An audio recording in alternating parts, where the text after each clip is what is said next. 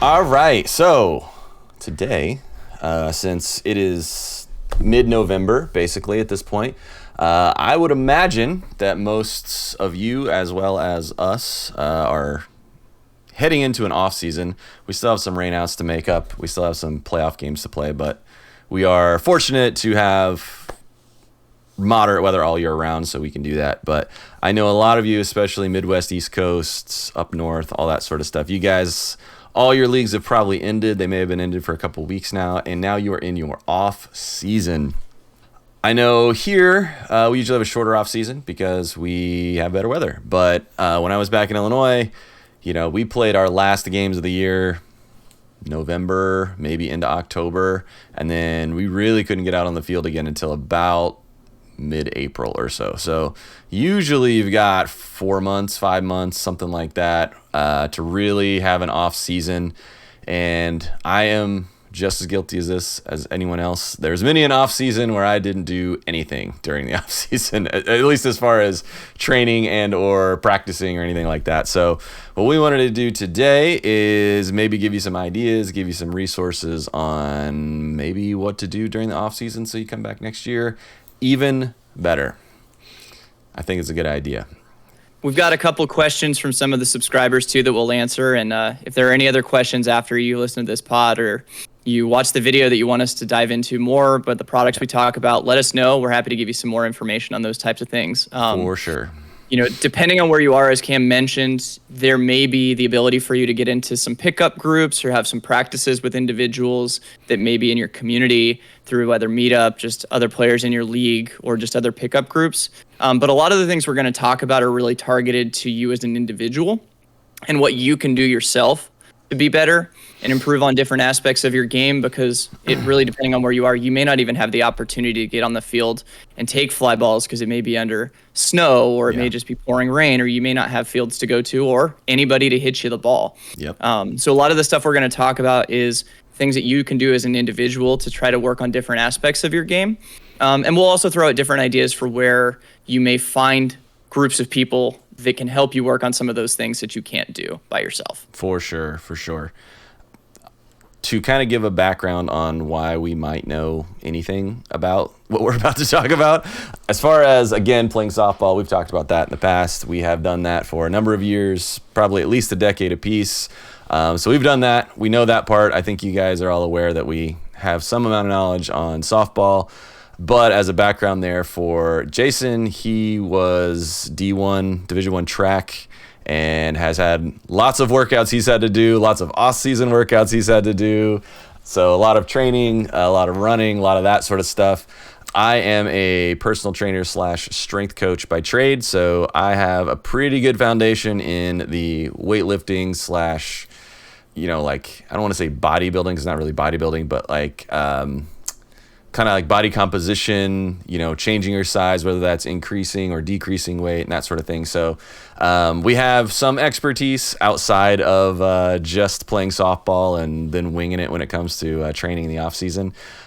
But we were talking about this a little bit before we started recording here, and we kind of decided we were going to break it up into kind of 3 different things.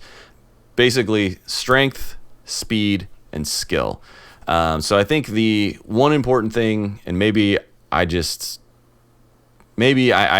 this a lot because I hear this a lot, and I see it a lot, and it doesn't necessarily work that way, but you have to think about strength, speed, and skill as different things to train. And then when you go play your sport or play a game or whatever it is that you do that you're training for, that's when all those things come together. So I can't tell you how many times I've seen guys that say, oh, I'm going to go get a bat that weighs 4 pounds, or I'm going to get a big heavy weight and I'm just going to swing it a bunch of times and that's going to make me stronger at swinging. When in fact, it doesn't make you a whole lot stronger, and it kind of deteriorates your skill. So point being that we want to talk about those things as separate entities, and then when you come back to the field, they should all be working in tandem or helping each other out as you go. So Cam, you're underselling our credentials here. You yourself also volunteer at the San Francisco Baseball Academy, That's training true. kids That's true. how to play ball. And I minored in athletic coaching, specializing Also in true. baseball in college.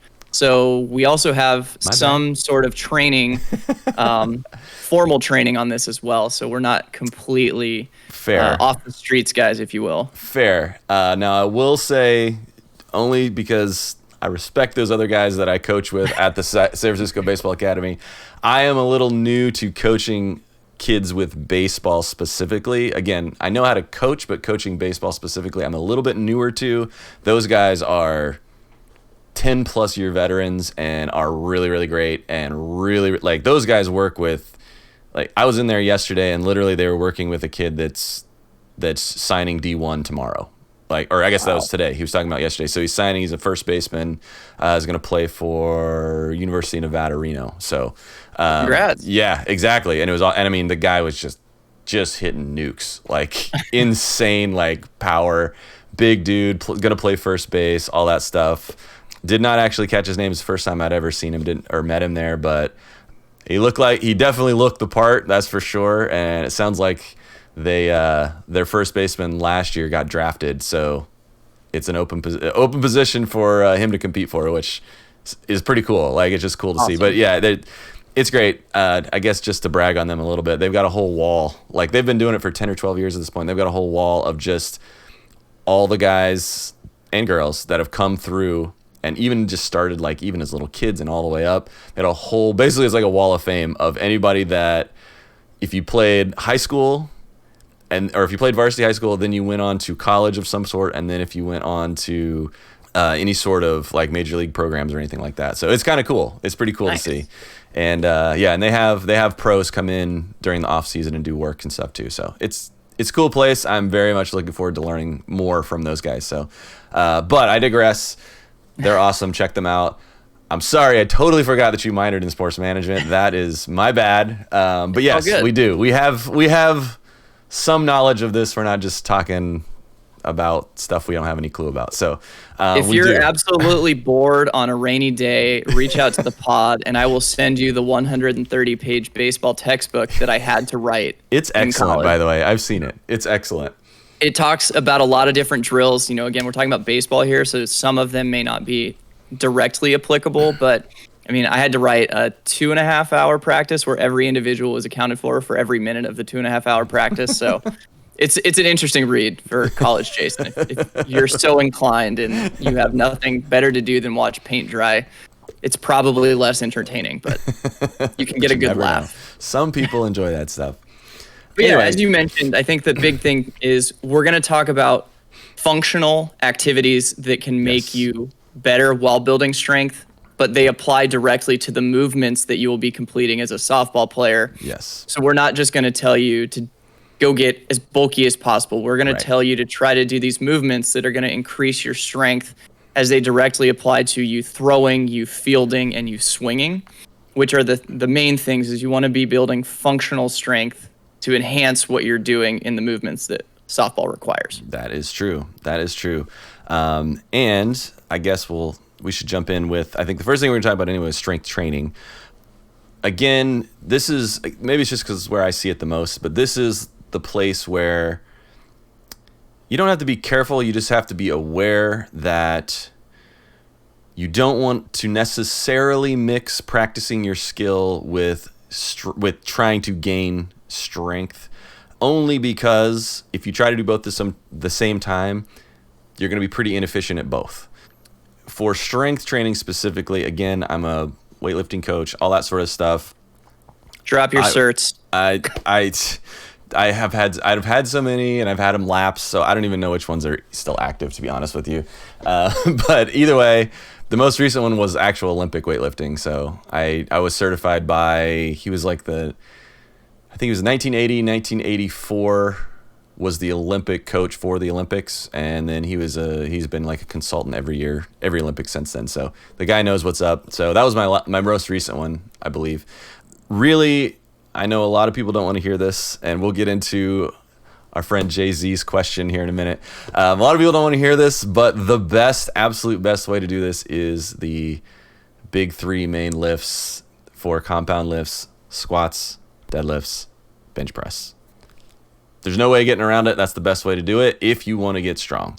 And I'm always a proponent of getting strong. Now, one thing I do want to caveat that with, especially when you're talking about gaining strength, but specifically because you want to be better at a sport of some sort, you need to understand your balance between, again, not to get too far ahead, but strength and speed. I don't know if I ran into this a little bit, but I've been experimenting with this a little bit. I would say up until about June of this year and the previous year or two, I've been at about 220 pounds and I've been at whatever strength level. And I was kind of wondering, hey, I could probably drop a little weight and still be just as strong. And by doing that, I then become faster. So something like that, you need to kind of keep that in mind. You don't want to just say, I'm 185 pounds now and I want to go be 240 and super strong. Because, you can do that if you want, but you just have to understand you're going to be a different player at that point. You gotta understand what that means. So, of course, again, finding a program, a strength program, squats, deadlifts, bench press, probably something that's, again, it's going to be tailored towards strength. So if you get something that's like your repetition ranges are 12 and 15 and 10, that's probably not what you're looking for. You're looking for something the 5 to 8 reps per thing. If you guys have questions, feel free. You can send in. We can talk about if you want me to do program for you. I do that too, so we can do that. We can work that out. We may even work up just like a simple program at some point and just kind of make it available. We'll see.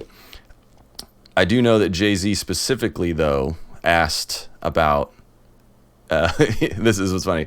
I think it was, other than long toss and bench press, that was his question. I was like, well, to start, long toss and bench press are both going to help for arm strengthening. And I know that was his big question. But I know you do, Jason, you do a lot of stuff at home because you don't have like a big home gym setup like I do. But you do a lot of stuff with resistance bands, if I remember correctly. So maybe walk us through that. I think that's something that's a little more accessible for people that either don't want to go to the gym or don't have a gym, accessibility, or they're like, hey, I want to spend 20 minutes in my pajamas doing this, instead of I'm going to spend an hour at the gym, whatever it is. So tell us a little bit about what you do.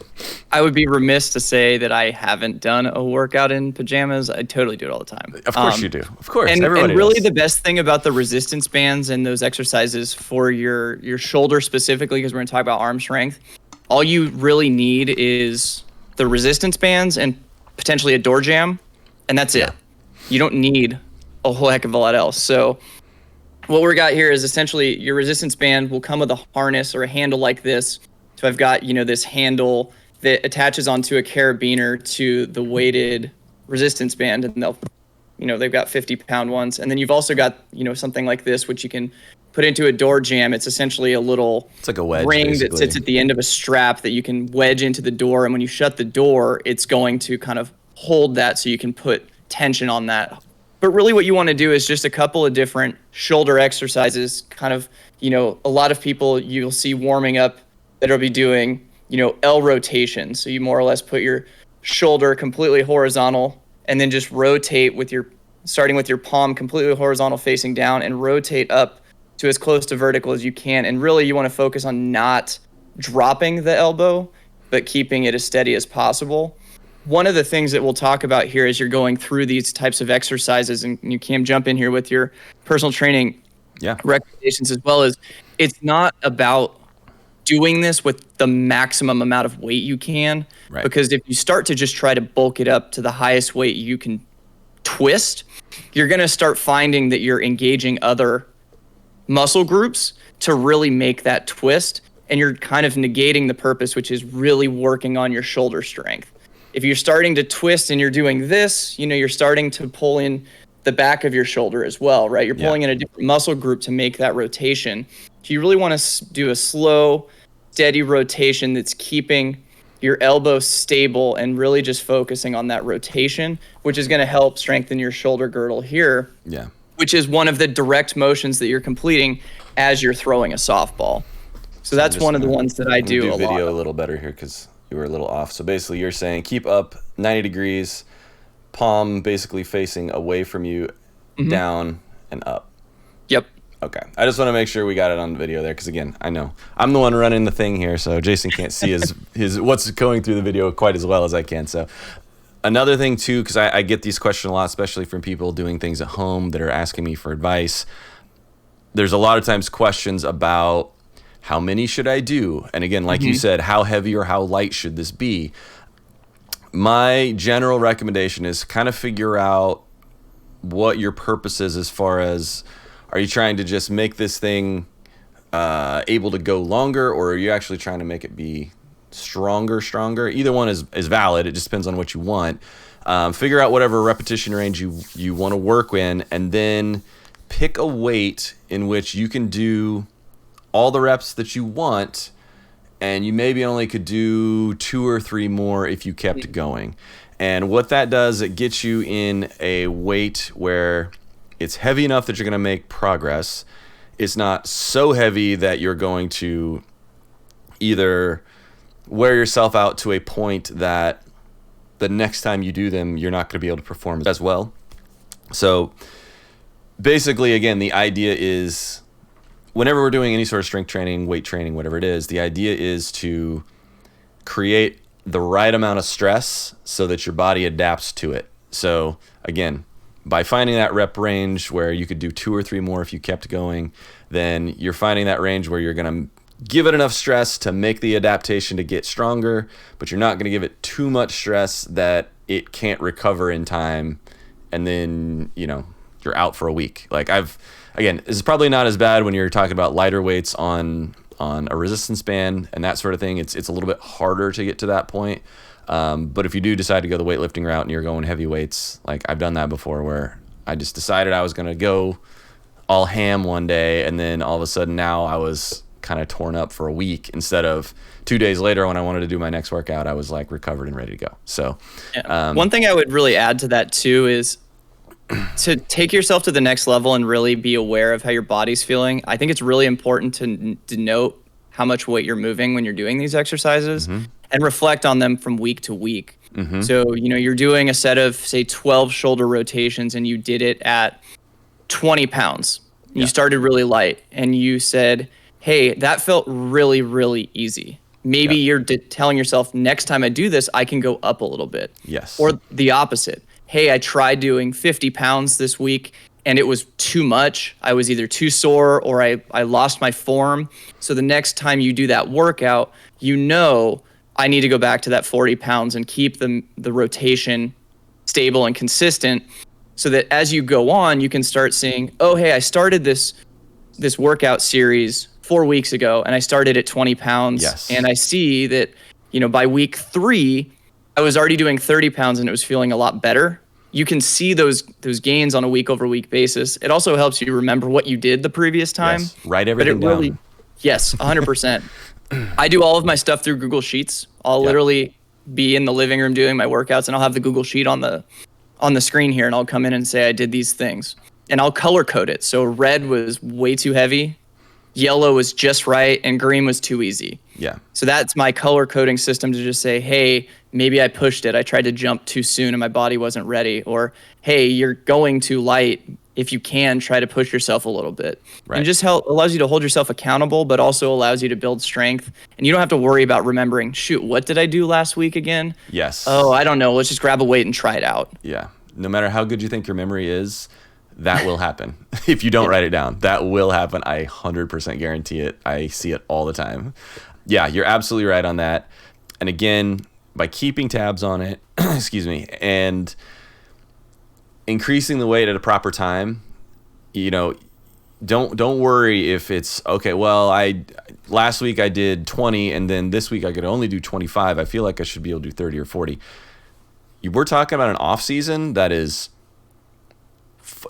probably on the shortest 3.5 to the longest 6 months long. You can do a lot in that time. Now, to equate that to, especially if you haven't been doing any weightlifting at all, on like the big lifts, like I said, squat, bench, deadlift, I usually recommend people start for the first at least month or so, is that you go out, you find a lightweight, and then when you do your workout, the next workout, you just add 5 pounds. And so if you work out 3 times a week for a month and you added 5 pounds 12 times, you added 60 pounds. Like, it doesn't, when you say, oh, I only added 5 pounds, it doesn't feel like a lot. But if you add 5 pounds for a month and a half or 2 months, it's 120 pounds. That's significant progress. And now, granted, you can't add 5 pounds forever. But again, if you're only adding a pound or 2 every week, or if you're adding 5 pounds a week and you're like, oh, I should really be doing more than this, don't rush it. You've got time. This is what the off season is. And the nice thing about strength, as opposed, like if we were going to compare strength and endurance, if you're running and doing all this stuff and you get good, and then you say, don't run for a month, that next time you go back and run, you got like nothing left. Like, you got to really build that endurance back up. The nice thing about strength is that it sticks around. It takes a while to gain, but it sticks around. So let's say that you do a great workout 3 to 4 months over the off season, you get to a strength level you like, then you get to the season and you only do like a little bit of stuff just to kind of keep yourself there.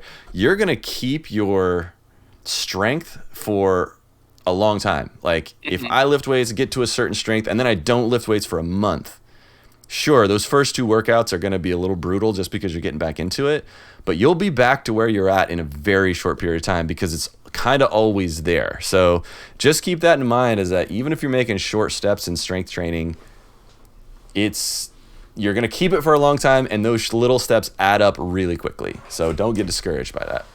I would also emphasize too that there's no need to rush putting on a bunch of weight. One thing that, if you're just new to weight training, one of the best things you can really do to set a good foundation for yourself is just focus on the mechanics of the actual exercise themselves, and don't rush to get to whatever your max strength level might be, because you may get to a weight where you can push yourself to almost the brink, but you may be doing it in a way that's not really helping your body, because your squats you're bending over at the waist pretty significantly and putting a lot of stress on your lower back. Yeah. To maybe you put on more weight than you would have initially, but you're also putting your body in a position to injure itself very quickly. Yeah. And if you had just spent the first month at a low weight and not adding any weight, but really focusing on just feeling the positions of the exercise and making sure you feel comfortable with what you're hoping to achieve and how to stress your body appropriately, you'll find that in the long term, you're going to put yourself into a position to A, build better strength,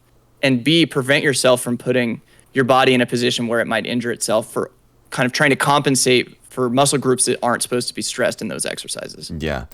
And to go along with that too, and this happens all the time. This happens with me all the time, and with people that I coach all the time. Let's say, again, because I do weights, let's just say I've got a client, they're squatting, it's an easy, like 200 pounds. It's an easy, even number. So they can squat 200 pounds today. They did sets of 5, whatever. It was fine. It was not super easy, but it wasn't so hard that they couldn't finish it. It was the right amount, right? Perfect. So they come back to see me on Wednesday, let's say, but they had terrible sleep and they hadn't eaten enough and they broke up with their girlfriend and all these stressful things happened. And now all of a sudden, 200 pounds is a lot harder than it was 2 days ago. And that's okay. We're waving. So 200 pounds is a lot harder than it was 2 days ago. And that's okay. What we're trying to do is say, hey, I had a lot of outside factors and this is not the same as today. We're going to drop it down to 180 and we're going to do our thing. And we're going to try to make it feel as hard as it did the other day, even though it's a lower weight. The fact of the matter is your body doesn't really care what the weight is on the bar. Like, it doesn't matter. What matters is how much stress did you cause. And so again, you're trying to find that balance of, you want to cause the amount of stress that makes you adapt, but not so much stress that makes you unable to recover in a reasonable amount of time. So again, that's the biggest thing to keep in mind. Strength training is a marathon. It is not a sprint. So absolutely, to that point. Getting back into the resistance bands, I know we went off on a little bit of a tangent, but all of that, especially for anybody that's an entry level weightlifter, all of that is really important fundamental information to make sure that is given to you to put you in a good position to, strengthen yourself effectively and prevent potential injury. So some other things you can do when you're using those resistance bands are kind of like shoulder presses. So if you were to take the resistance band and you were to put both feet in the middle and stand on it and then hold with both handles at your shoulder and just go up and down, you can easily do shoulder presses. Other things you can do if you're standing. He's trying to get away from the camera here. In the L. Yeah. You can do inward rotations and external rotation. So from here, externally rotating to that same position. So basically moving his hand from his belly button to like a fist pointing away from him, and then fist pointing away from him to the fist pointing laterally away from his body. Yep. So as you can see, starting at the belly button with the band taut, extend to a 90-degree here, more or less right at your hip bone facing forward is the external, and the opposite, you've got the tension away from your body and you're pulling and rotating inward to the belly button, stressing that shoulder area. Gotcha. Yeah, sorry, I described that incorrectly at first, so got it. No, all good. And you want to make sure, for anybody listening on audio only, we're trying to do our best to describe what you're seeing here on the video. If you want some, just check out the YouTube video. You'll be able to see us kind of poorly demonstrate some of these in our little window that we're trying to fit in here. But yeah, absolutely. And other things to remember too, if let's say you don't have resistance bands, or you, for whatever reason, you can't get resistance bands, this can be done with like a dumbbell weight. I had to get creative a little bit with some clients that were remote clients of mine during the pandemic, where I had them get, gallon jugs of milk or water and just fill them with water and just use that, because I already got a handle on it, and you can put whatever weight you need. If a full thing is too heavy, you fill it up halfway, whatever. Or you can go to your local Home Depot and you can literally buy 10 sandbags for nothing, basically, and then just fill them with dirt from your backyard and just pick them up and move them around. And I mean, it can be, there's a lot of ways to do this. It can be super refined and specific, and yes, that's going to be more efficient. But if you don't have that available to you, get something heavy and pick it up and move it around, and just it's almost like when you were a kid and you would just play, you would just do stuff, right? My big thing that I always try to keep in mind when someone is talking to me about what they do for their workouts or whatever, and again, I have very specific opinions about this because I'm in that industry and all this sort of thing, but I always try to keep in mind that the idea that something is better than nothing. So if you are doing nothing at all to exercise or to try to get stronger or whatever, and then you start doing something, I don't care what it is, that is already worlds better than doing nothing. So as a trainer, I'm not going to get mad at you because you're not doing this specific workout with these specific weights and the specific whatever if you were doing nothing before. Now, if you're doing something and you're trying to bring it to the next level, yeah, then we'll talk about more specifics. But again, if you have no off-season training routine and the best thing you have is a sandbag in your backyard, go for it. If you can get a hold of some resistance bands, awesome, even better. If you can get a hold of a couple of dumbbells, 15 pounds even, you can do a lot of stuff with that. So definitely do something other than nothing. And again, if you guys want any recommendations, let us know and we'll see if we can maybe throw something together. Just like a general thing. Obviously, there's going to be more specific stuff you can do, but if you just want like a quick, dirty, easy thing, we can definitely. The other nice thing about the resistance bands is from a price point perspective, they're much more price effective, especially if you're just getting into this. I mean, I'm on Amazon right now, and for $25, you can get a resistance band set that goes from 10 to 50 pounds. It comes with 2 handles, ankle straps, and that door jamb that I talked about with a nice little bag. That's a pretty low price point to get in, and the opportunities with those resistance bands is pretty endless. You can take it anywhere. You can go on vacation with it. You can go on a work trip, bring it in your hotel room, whatever. You can literally never miss a workout if you don't want to, because you can take it everywhere. Yep. Huge advantage. Jason Zagorski specifically ruled out long toss in his question. But, you and I, as you mentioned earlier, have been playing softball for the better part of a decade. Yeah. We only picked up long toss in our routine. Yep. What, 6 months ago? Maybe. Yeah. Maybe. 6 months. Maybe. Yeah. I think it's a good topic to introduce to folks that may either have never considered what a long toss routine might look like, or just ruled it out thinking it was just a baseball thing. Or just for pitchers. Do you want to talk about specifically the kind of long toss routine that we have and what we're doing to try to work on our arm strength? Absolutely. And kind of like I said, I've heard a lot of people think it's just for pitchers too, because it is a big thing for pitchers. But I can tell you from literally not doing it and now having done it for however long, made worlds of difference for me.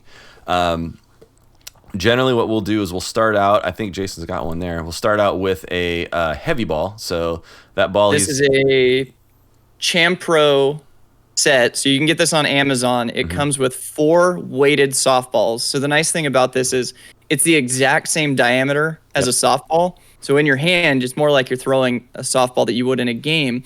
The only difference is it's a little heavier. So it helps build a little bit more shoulder strength. And as Cam's going to tell you, it helps you focus more on your mechanics. Yes. Because your weight is now a lot more of a focus. You know, when you have a softer ball in your hand, you can get away with a little bit more, but with the added weight, and we're not talking about a significant addition in weight, but it's enough that you have to be a little bit more dedicated to your throwing form. This ball that I'm holding, the black one, is 12 ounces. It comes with 3 other softballs ranging from 9 ounces to 10 ounces to 11 and then 12. And that is also available on Amazon right now. It's a little more pricey. I think you can probably find an individual or a pack of 2. The pack of 4 right now is $40, but I think when I got it, it was like $25. So, as with anything on Amazon, prices fluctuate. So if you just throw it in the old shopping cart or on the list and just let it sit there until it drops to a price point that you want. Another really good tool that you can throw in your bag, and we use it on the regular, to warm up, and then in the long toss routine that Cam's going to describe. Yeah, and if you even want to save a little bit more, now, I don't know how much you use any of those other weights, but I literally bought only that one that you have, like the 12 ounce, and it was obviously it's cheaper than buying the whole set. So even if you just want to be pretty Spartan about it, you can just say, hey, I'm just going to get this one. And that I got that one on Amazon as well. So it is available as a single, or at least it was. So you can check that out. So yeah, what we'll do is we'll usually warm up with the heavy ball first. And again, we start close. We're talking 25 feet. We're not very far away. And at least for me, I think it just kind of became automatic and assumed at one point. But I think if I was to actually think about it specifically, I'll usually throw 5 to 10. My first 5 to 10 throws are pretty easy. I'm not trying to wing the ball very much. And we'll start moving back. I think we probably end up getting to, I don't know, what would you say, 70 50, feet? 60 feet maybe? Yeah, somewhere between 50 and 70 feet somewhere. And by the time we get there, like, I'm actually trying to wing that ball. Like, now, one thing to be sure of is you want to make sure that whoever your long toss partner is that you're both at a similar level and you're both able to catch at a similar level. Because again, I know we talk about people from all levels of softball here. Only reason is like that thing is heavy. Like it's not like too heavy to throw, but the difference between throwing a standard softball and if you missed and it hit you in the forehead versus that one hitting the forehead is a significant difference. So you also want to make sure that you don't have an old glove that your like laces are about to pop, because that thing will definitely stress them a little bit. So I've actually popped laces playing catch with one of those before. So it happens. It's worth relacing your glove anyway. Trust me. I'm a believer after relacing a couple of gloves. But yeah, so we'll get up, and again, we're throwing pretty hard at that point. We're trying to really wing the ball at each other. And one thing that he had just mentioned, that Jason just mentioned about basically forcing your form to be more correct. It wasn't even, I guess it was an issue. I hadn't really thought about it, but for a long time, I kind of got in this habit. I didn't realize it. I'm going to try to put it on video here. Is when I was throwing, I'm going to go the other way. Sorry. So I was doing a lot of throwing, and I was using a lot of like elbow to wrist, and I wasn't using a lot of my shoulder. So there's a lot of like shoulder to wrist motion and not as much shoulder, or I'm sorry, elbow to wrist motion and not as much shoulder.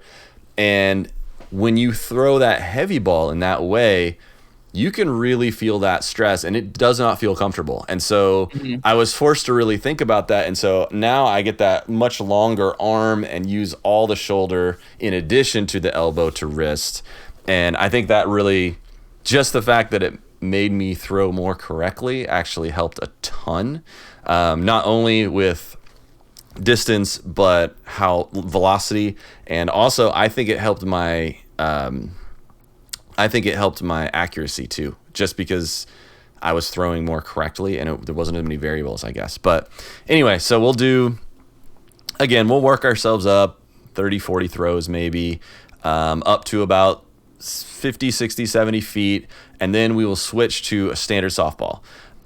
One thing to note, that first throw, when you switch to the standard softball, throw it really nice and easy, because if you try to wing it, you will either throw it in the dirt or you'll throw it 100 feet in the air, because it just feels different. So make sure you take 1 or 2 throws just to acclimate to the lighter weight of the standard softball.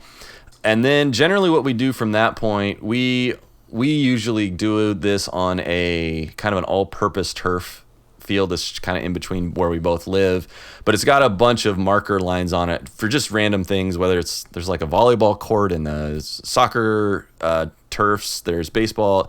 So it's got a bunch of lines, and none of them necessarily tell us anything except that we measured them. So we kind of can tell how far back we're going. And so what we'll do is we'll just slowly work our way back from that kind of 70 feet where we start with the light ball. And then we end up just working ourselves back, every couple of throws, 1 or 2 steps apart, until you just keep getting farther and farther away. And again, work up as far as you can. And a big thing to remember too, while you're in this portion of it, is that you're not trying to throw the ball on a line. You're rainbowing this ball. You're basically, at this point, we work ourselves up to, depending on the day, anywhere from about 180 to 220 feet that we're throwing. And again, we're rainbowing this ball. Really high, big arcs. You're trying to get it there in one throw. There's no way you're going to do it on a line unless, if you are, you probably should be playing somewhere professionally. But the idea is that you're really rainbowing this ball. And once you start getting to the point where you feel like you can either get that ball to where you're going as accurately and as many times as you can, at that point, then we just say we start bringing it down. So then what you're doing is then you're trying to throw a little bit more on a line. Now it's going to be high still. It's still going to go, it's still going to top out at 20 feet, 25 feet. It's just not going to go 30 feet, 40 feet up in the air. And so at that point, we're trying to throw it more on a line, very much like if you caught a fly ball in center field, somebody's trying to tag from third, you're trying to throw this thing as hard as you can on a line. And again, at this point, having a hop is okay. Totally fine. That's what you want. And what we do from that point is we start just getting closer and closer and closer, a step in, until we get to that 50, 60 feet again. And then we just start just toning it down, not throwing as hard, just last few, just to kind of get it going. And the nice thing is, this doesn't take that long. Like, you can literally, we are sitting and talking and jawing a lot and all that stuff, and it'll take us maybe a half an hour, 20 minutes. But if you just got out there and you worked and just straight to the point, you can get this done in 15 minutes if you really wanted to. And world of difference, in my opinion. I know if I had to guess, I think a lot of it had to do with just throwing incorrectly and this correcting that. And again, just repetition. But I would say from day one to where we kind of are now, my max distance probably increased by at least 50 feet. Just because, again, I don't think it was because the strength wasn't there. I think it was because it was a combination of repetition and making it throwing it appropriately, using my full arm. And so there's a lot of things that this can improve. And I think it's a huge tool. If you can find a long toss buddy, you should. The important part about the stretching it out, if you will, from getting close to as far back as you can go is an effort level. You're going 75, 80% of full throw. So you're not launching at full effort anytime. So when you get to that point where your 80 to 85% throw isn't able to reach your partner consistently, that's when you've gotten to your limit. Yeah. And then you're doing 100% throws and trying your best to keep it 20 feet or lower. Because the goal there is to really focus on not overthrowing your target and maintaining that good low throw. So you're, again, if you think about it from a baseball perspective as an outfielder, you're throwing through your cutoff man or to your cutoff man. You really want to focus on keeping it low and keeping your mechanics where you're twisting through that throw so that you're not opening up and throwing rainbows. So it allows you to really work on power through your throws, accuracy, and also the mechanics of keeping yourself throwing. So one of the things that I'll do is I'll either pretend like I'm fielding a grounder as an outfielder on the charge and working on the pickup and throw through, or I'll kind of just float it up to myself and work on the catch it high and then come through. And I think that one for me is more my focus because it's a lot easier for you mechanically to stay open when you're coming from here and then opening, as opposed to when your momentum is already down and throwing low. But there's two very minor things that you can do during that kind of breakdown session or that cut down to focus on making sure you're putting yourself in good positions to throw effectively and accurately and hit your target. Yeah.